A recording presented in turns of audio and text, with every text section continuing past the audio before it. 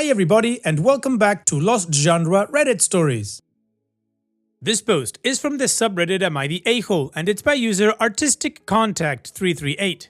Am I the a-hole for not letting my ex-husband's new girlfriend have a piece of his mother's jewelry? I, 40 female, and my ex, we'll call him Joe, 41 male, were high school sweethearts. Started dating when we were 17, married at 19, and divorced 20 years later, so going on 2 years now. We have an amazing daughter, Sarah, who is 8, and has adjusted really well to the separation.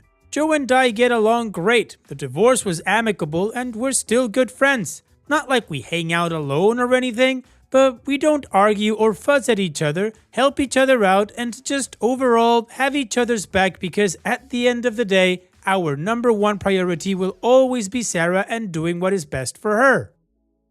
We've both moved on and are in serious long-term relationships with other people. His girlfriend, Lily, 46 female, is great and really good for him. I have never had any conflict with her and enjoy spending time with her when we all get together for holidays and other important events or celebrations. Until last week. Joe's parents passed away within a month of each other last summer and it was devastating for all of us. Even though Joe and I had already been divorced for about a year, they still treated me like family and I loved them dearly. Joe and Lily hadn't started dating yet, so she never met them, which is a shame. They were incredible people. Long story short, to get to the point, but I feel like the background is important. Last week, Sarah got a box in the mail from her aunt who was responsible for dividing up my late mother-in-law's jewelry amongst the kids and grandkids. She had a huge collection of both costume and more expensive fine jewelry. I let Joe know about it and he explained that some of it was left to me, so we could sort through it together when he would come over. Lily came with him, which was fine. It was extremely difficult and we were both very emotional, so I'm glad she was there to support him. But here's where I think I may be the a-hole. As we were going through the jewelry, he had pulled out a couple of cheaper pieces of costume jewelry for Sarah to have now, and I had picked out a couple of rings, a necklace, and 3 pairs of earrings to keep, knowing that they will eventually go to Sarah as well. Joe and I agreed that the rest of it would be put away in the lockbox that we each have a key to at my house and would stay there until Sarah is older and it goes to her. One of the pieces being put away is a beautiful set of ruby and diamond earrings and necklace that are obviously very real and we believe were passed down from Joe's grandmother. Lily had been admiring the set and making comments about how well it would go with the wedding dress she had been looking at, they aren't engaged, or even with some of her date night outfits. Joe didn't say anything to her in response, and when she put them down, I wrapped them back up and put them along with the rest of the jewelry in the lockbox. Since then, Lily has texted me multiple times asking about them and if she can just borrow them. At one point, she accused me of just wanting them for myself and pointed out that Joe and I were divorced and I didn't have any right to keep them. She has also said that when they get married, the jewelry will legally be part of their marital assets anyway, so I'm just putting off the inevitable. I'm not planning on wearing them, per my agreement with Joe. I'll wear the pieces I picked out and the rest will stay put away for Sarah.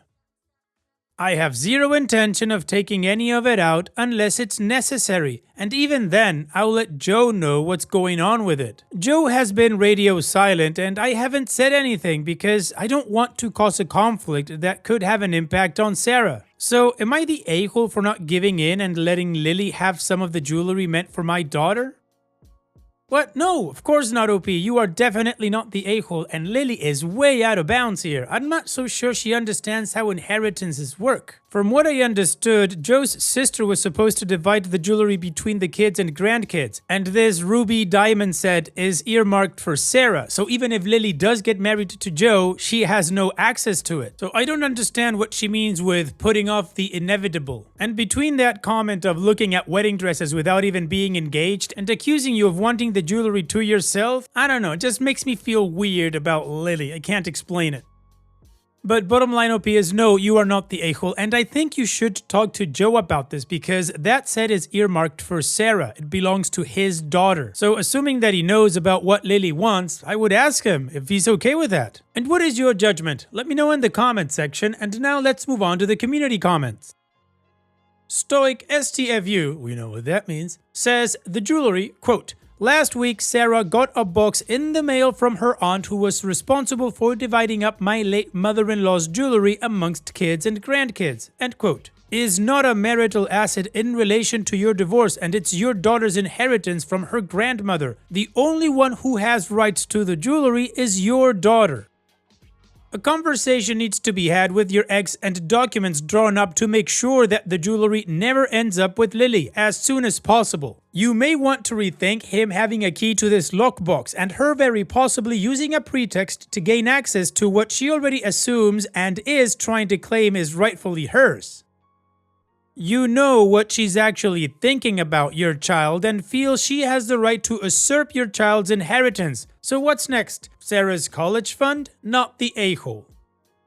Vegetable Business 897 says, actually they won't be a part of the marital estate as they are willed and gifted to her granddaughter now. They effectively no longer exists in anyone's estate except your, albeit underage, daughter's estate.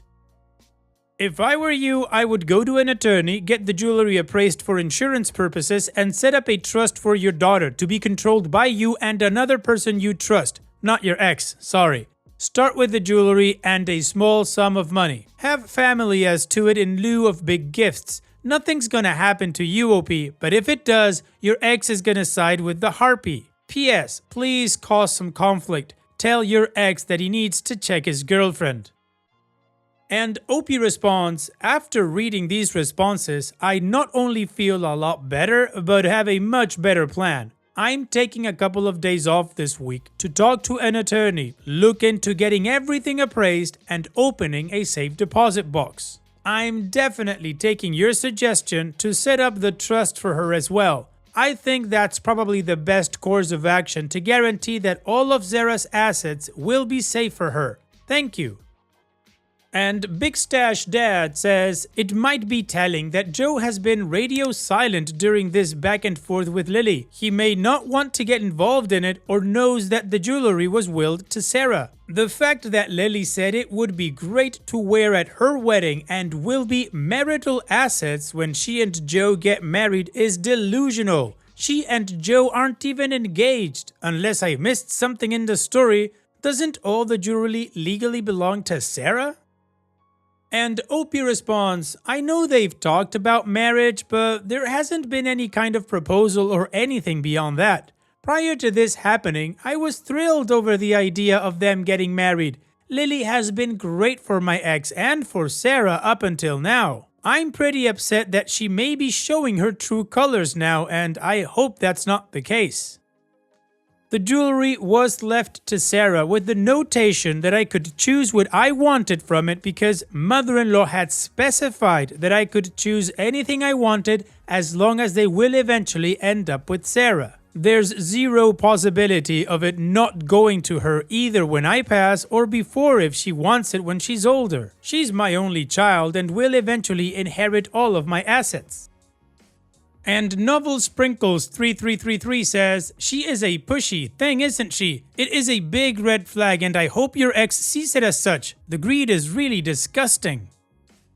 Additional information from OP's comments. I'm glad it's not just me being weird about this. It's not like she was asking about a piece of costume jewelry that doesn't have quite as much sentimental value, but about family heirloom pieces that have been passed down. Sarah is too young right now to really appreciate all of that, but she had a very good relationship with her grandmother. Even after the divorce, we FaceTimed weekly, and I know how much it will mean to her to have when she's older.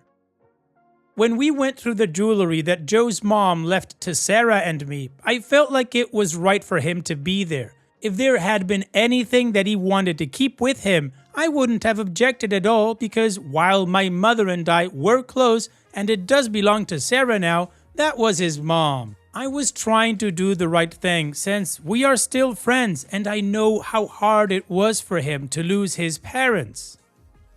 The first few texts I got from Lily, I reiterated to her that she was there when we went through everything and she knows that the jewelry has been put away for Sarah and that it's not going to be taken out or worn until Sarah is older and understands the value of it, both monetary and, more importantly, sentimental. That I'm not keeping it to wear myself, to sell, to hold over anyone's head, etc. The last few messages I've either ignored or told her she needs to talk to Joe and that nothing she says is going to convince me to change my mind about it.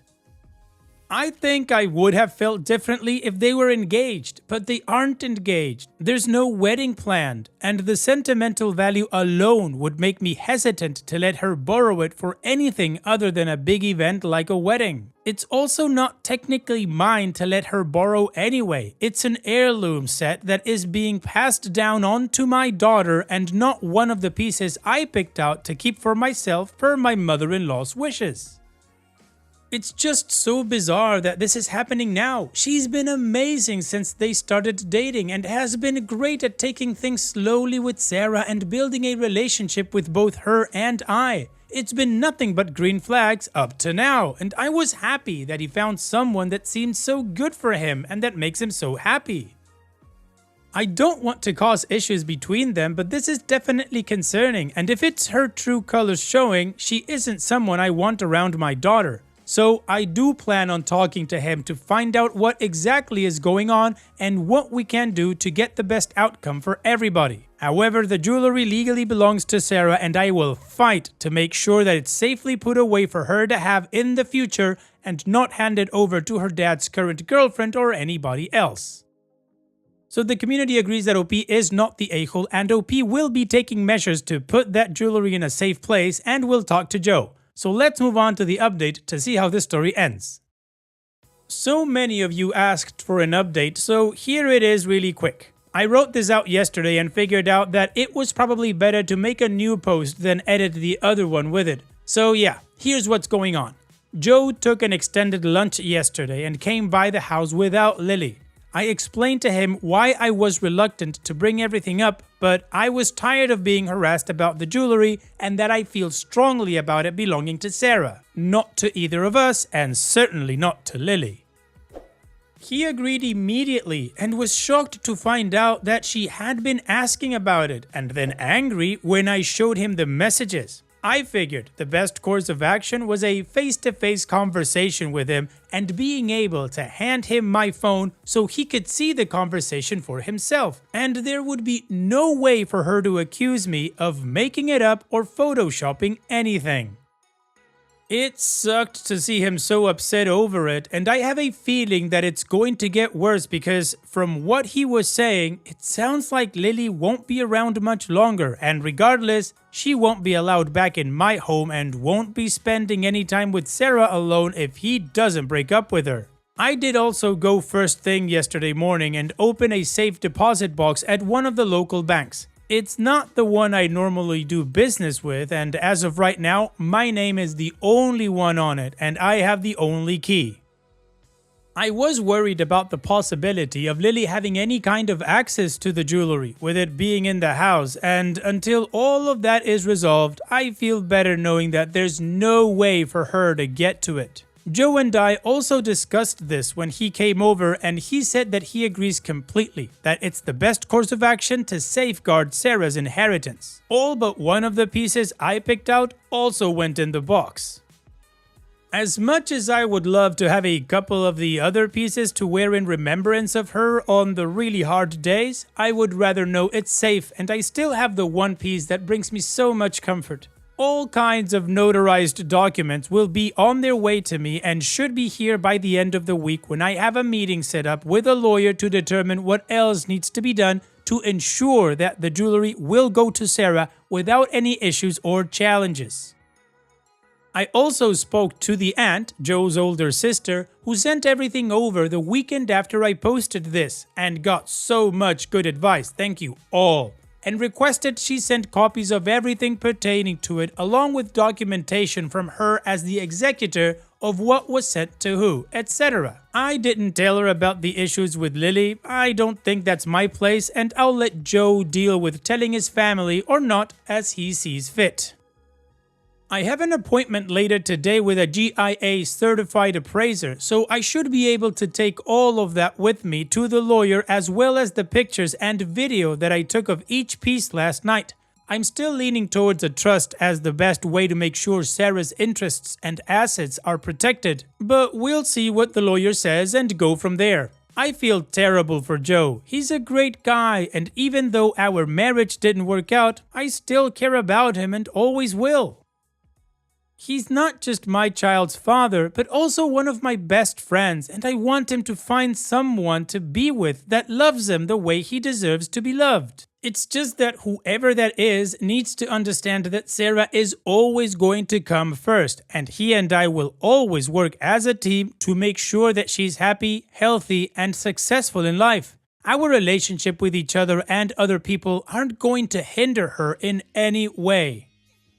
Thank you to everyone that commented and offered so much good advice and support. I really do appreciate all of it more than I can tell you. I didn't expect this to blow up the way it did, and it's really overwhelming to be honest. I probably won't update anymore or add anything else to this, so thank you again.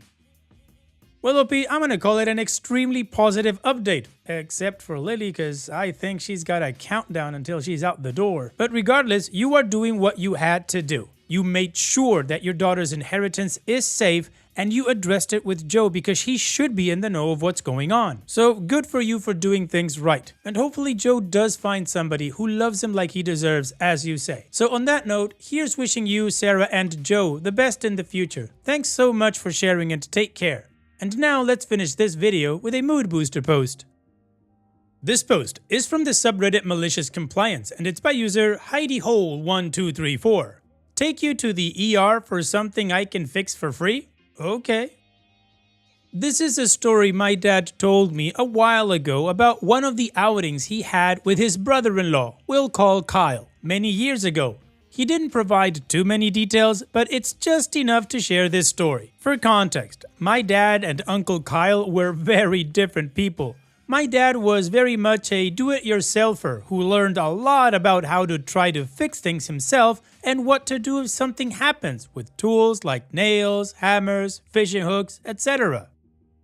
My Uncle Kyle was the opposite. He was one of those people who just paid other people to do things for him or just complain when he couldn't get his way. Basically, never let other people tell him what to do if they weren't trained professionals. One day, sometime in the late 80s to mid 90s, my dad and Uncle Kyle went on a fishing trip because my mom and aunt wanted them to hang out more and get some bonding time in. They didn't really have much in common except for their wives being sisters and having kids of their own. During this, Uncle Kyle somehow managed to get a fishing hook through the top layer of skin on his thumb, with the end of it poking out. Uncle Kyle started screaming and rocking the boat, yelling, "This hurts so much! Call an ambulance! Get me to the ER now!" My dad said, I know how to get that hook out of a finger. It happened to me before. What you need to do is get a pair of pliers and cut the hook part off and pull it out of your... And he got interrupted by Kyle saying, "I don't care. I'm injured. Take me inland, find a payphone and call an ambulance." Are you sure? I have a first aid kit and the tools to... No! Well, if you insist. So Dad rowed the boat to shore, found a payphone, and my Uncle Kyle called for directions to the nearest ER. My dad drove them both there, and my dad waited patiently in the waiting room for Uncle Kyle to come out. Not 10 minutes later, Uncle Kyle came out with a bandage on his thumb and a scowl on his face, which was pretty much his resting face. Before the doctor went back to his area, my dad went up and asked him how they got the hook out. Turns out, they did exactly what my dad was going to do. Cut the spikes off the end of the hook and pulled the thing out slowly. The only difference was that it cost my Uncle Kyle $200 and an "I told you so" from my dad. My dad said that after that, they never did any solo trips ever again. My uncle blamed my dad for the whole ordeal. Even though he was the one putting the hook on the line, he was fine, he just complained about everything. Miss you, Dad. Thanks for a fun story to share. Well, OP, it sounds like your dad was a great guy, a do-it-yourselfer with an awesome sense of humor. Thanks so much for sharing his story. Take care, OP. And that's it for today's video. Thank you so much for taking the time to watch it. Now, if you've gotten to this point in the video, I assume that you like these stories that I'm reading out, so here are a couple more that you might enjoy. And if you don't have any time to watch another story right now, save it for later, and also, don't forget to hit that subscribe button.